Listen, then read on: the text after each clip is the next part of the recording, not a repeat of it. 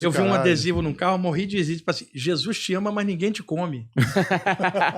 Alguém botou isso lá, eu achei fantástico. E outra, você, por exemplo, vamos supor que vocês façam uma piada sobre saídas do corpo, que é a área que eu trabalho. Eu não vou me aborrecer com vocês, eu vou rir da piada, caramba. Eu não tô preso a isso. Aí o Humberto tá lá fazendo um show dele e fala, eu tenho o Wagner lá, falar de viagem astral, e vai fazer, eu vou estar na plateia, eu vou ser o primeiro a rir.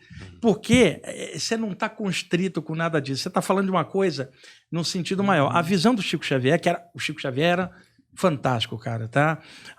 O maior médium que a gente já viu aqui, o trabalho dispensa apresentações. Só que o contexto do Chico Xavier era o espiritismo. E o espiritismo é uma doutrina, tá? Aqui no Brasil muito forte. E existem outras áreas, o hinduísmo, o ocultismo. Então, a visão que ele tinha e a literatura para o meio espírita, perfeita, correta. Então, a visão de Nosso Lar era uma cidade astral por cima do Rio de Janeiro. Numa época que o Rio de Janeiro era a capital da República. Nosso Lar é a partir de 1940. Você tem uma ideia. Então, se você reparar, até a década de 1930, no Rio de Janeiro, onde a corte portuguesa estava lá até o século XIX, as ruas de paralelepípedo, as calçadas com aquelas pedrinhas portuguesas, que tem aqui na Paulista também em vários lugares, e havia uma influência cultural de Portugal muito forte no Rio. Aqui em São Paulo, essa influência teve, mas teve italiano, no sul alemão e japonês aqui também, mas no Rio, essencialmente, a base portuguesa. Então, quais eram os nomes que as pessoas davam? Nomes oriundos da cultura portuguesa. Então, até a década de 30, muito que se falava ainda estava voltado para o século anterior. Igual a gente. Às vezes fala da década de 80, 70 e 90, mas nós estamos em 2022, mas a gente ainda tem a referência de bandas, de culturas ainda do final do século anterior. Então, o que acontece? O André Luiz narra uma vida numa comunidade astral fundada por portugueses que moravam no Rio de Janeiro, no plano extrafísico, que é daí a Nosso Lar. Quando se fala Nosso Lar, o André Luiz, que era um sanitarista incrível, um médico incrível, mas que ele tinha um problema do alcoolismo, era muito irritável e tal. Ele desencarna e para num lugar, um astral inferior, que seria chamado plano astral atrasado, que ele chama de umbral. Umbral, se vocês pegarem o dicionário, divisória, limite. Quer dizer, algo entre o plano físico e o plano astral, você teria uma peneira, o imposto de renda do astral, o leão. Se você não tiver evoluído, você fica preso na malha, até depurar. Seria daí ele chamou de umbral, no sentido limite entre o físico e o astral. Então ele melhor é puxado para a parte superior dessa comunidade, que ele chama de Nosso Lar. Então, Nosso Lar ficou sendo, no imaginário espírita do Brasil e também popular, como se fosse o alvo e o plano espiritual elevado. E não é ainda uma comunidade próxima daqui, tanto que o fundo dela é o astral inferior.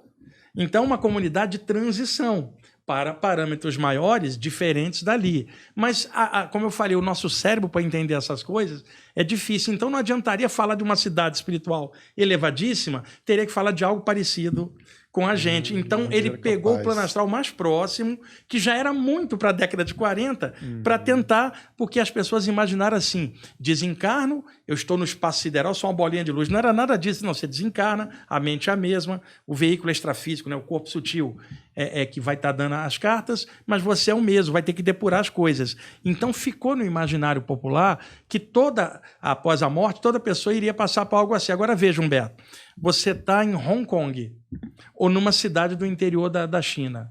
A cultura é diferente.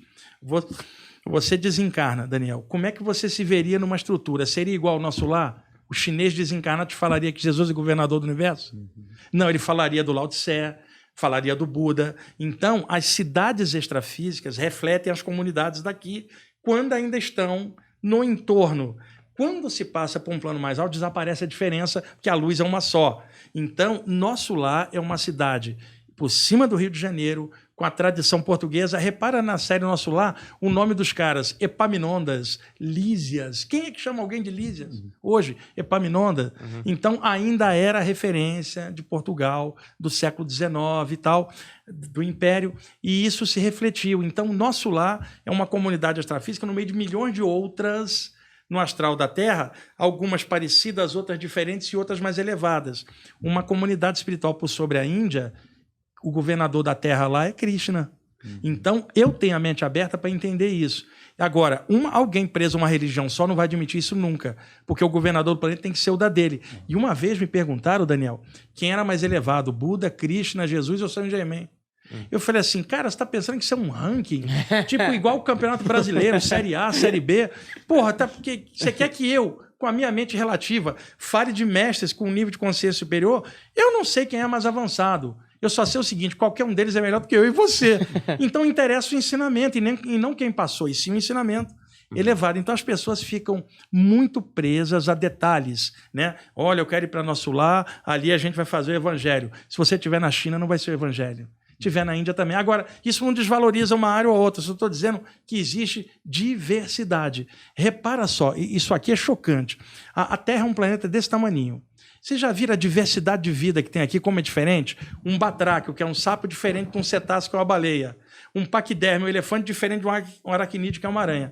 No nosso planeta pequenininho, a diversidade de formas e vida é enorme. Expande isso para o infinito agora, Humberto. Como é que essa expansão em outros lugares onde houver vida deve ser também. Então, a natureza chama nós para diversidade e não para fechar num pacote só. A própria natureza quer te mostrar o conjunto e o universo é infinito.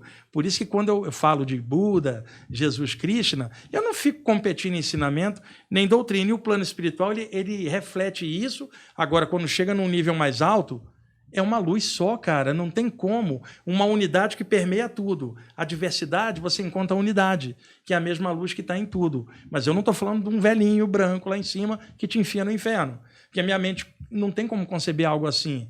Aliás, tem hoje criança, nem criança consegue conceber. Fizeram uma pesquisa na Inglaterra, qual era o maior medo que as crianças até 5 anos de idade tinham. Sabe quem ganhou? Deus. Nossa. Porque toda hora o pai e a mãe, Deus te pune, Deus te pega, Deus está olhando. Qual era o maior medo das crianças? Deus. Imagina a visão distorcida. Agora, já não era uma coisa de amor e luz, era uma coisa de terror. Então, a nossa visão, à medida que você vai evoluindo, quanto mais trancada, ela vai ser uma visão punitiva.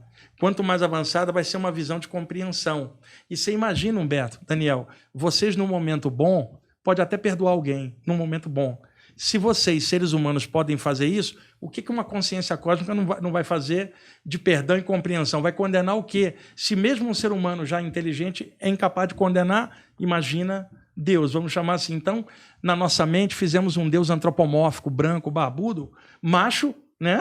Porque Deus não é ela, é ele. E se a cultura é matriarcal, diria a Mãe Divina, se é patriarcal, vai falar Pai Celestial. Mas são só visões. A mente humana não tem como visualizar o eterno. Agora, o coração da gente tem como sentir. E isso que você sente, você não pode falar para o outro que não sentiu. Aí vai virar aquela coisa, crença na cabeça ou confiança no coração? Que é essa que é a noção diferente. O fanático, ele usa a mente, enquanto que alguém que realmente ama vai usar o coração, e o coração não condena nada, cara.